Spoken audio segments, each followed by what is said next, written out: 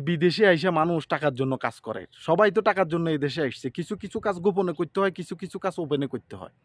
তুমি যে কাজগুলা ফেসবুকে দিতেছ, ভিডিওগুলা আপলোড দিয়া গাইসরে দেখাইতেছ যে, "গাইস দেখেন, এই কাজগুলো হইলো গোপনের কাজ। এই কাজগুলা গোপনে করতে হয়। গোপনে কইরা টাকা কামাইতে হয়।" আসসালামু আলাইকুম। কি অবস্থা সবার? দূরে এবং কাছে যে যেখান থেকে ভিডিওটা দেখছেন সবাইকে আন্তরিক ধন্যবাদ। ভিডিওটা ভালো লাগলে লাইক, কমেন্ট, শেয়ার করে অন্যকে দেখার সুযোগ করে দেবেন। ভালো না লাগলে স্কিপ করে চলে যাবেন, কোনো সমস্যা নাই। আজকে রে ভাই মনের দুঃখে একটা ভিডিও করতে মন চাইতেছে আমার। মনে এত কষ্ট। এগুলা কি দেখতেছি, এগুলা কি শুনতেছি। খালি ফেসবুক অ্যাকাউন্ট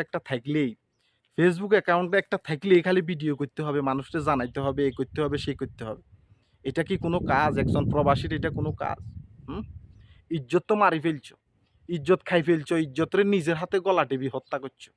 প্রবাসীদেরকে মানুষের কাছে হাসির পাত্র বানাইতেছো। তোমারে কে বলছে?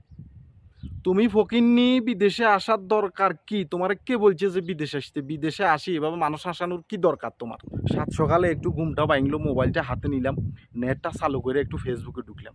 ফেসবুকে ঢুকার পরে দেখতেছি আমাদের নতুন হালে কিছু বিদেশি এলা আছে না? এদের কাজকর্ম দেখতেছি কিছু, কিছু ভাই ভিডিও আপলোড দেয়, ফেসবুকে ভিডিও আপলোড দেয়। গাইস দেখেন, আমি এই সৌদির গাড়িটা ধুমু, ওর সাথে কন্টাক্ট হইছে ৳২০ হয় আমার ৳৫ দিছে।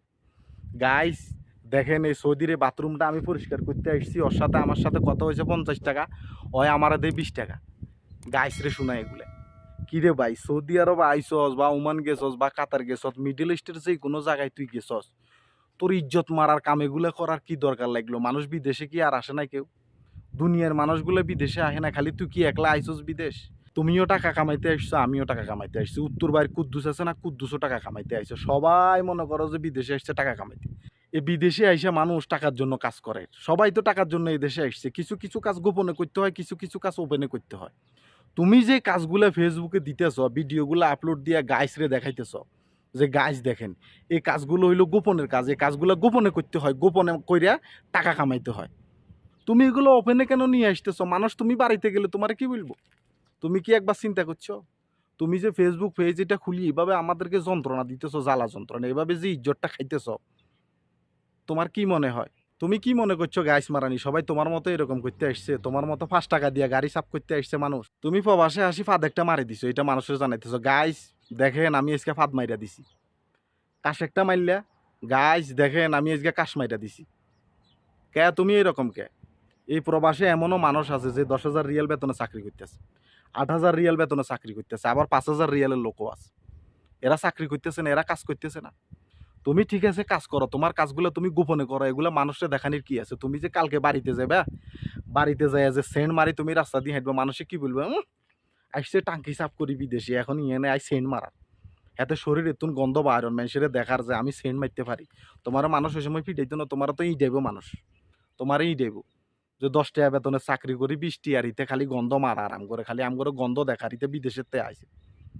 ইজ্জত খাইস না রে ভাই, তোকে আল্লাহর দোহাই। তোকে আল্লাহর দোহাই, তোরা ইজ্জতটা এভাবে খাইস না। ইজ্জত কিছুটা হইলেও রাখ মানুষের। প্রবাসীগুলো এখন এই দেশে আইসছে, এই দেশে এমনি কাম কাজ নেই, মানুষ কষ্ট করতেছে। কষ্টের কথা তো সবসময় মানুষের জানানোর দরকার নাই। একটা মানুষ কেমনে এরকম হয়? তোর ভিতরে কি কোনো বিদ্যা বুদ্ধি নেই? আল্লাহ কি তোর ভিতরে কোনো জ্ঞান দেন, বিদ্যা বুদ্ধি দেন?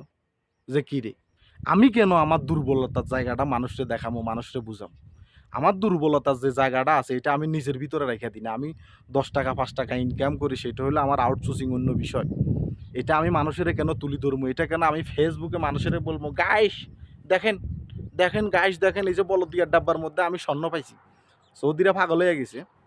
অ্যারাবিয়ানরা পাগল হইয়া গেছে যে বলদিয়ার ডাব্বার মধ্যে তোর লাইগা স্বর্ণের চেন থুইয়া যাবো, স্বর্ণের আংটি থুইয়া যাবো। এদের মাথা নষ্ট তোর মতো? হুম?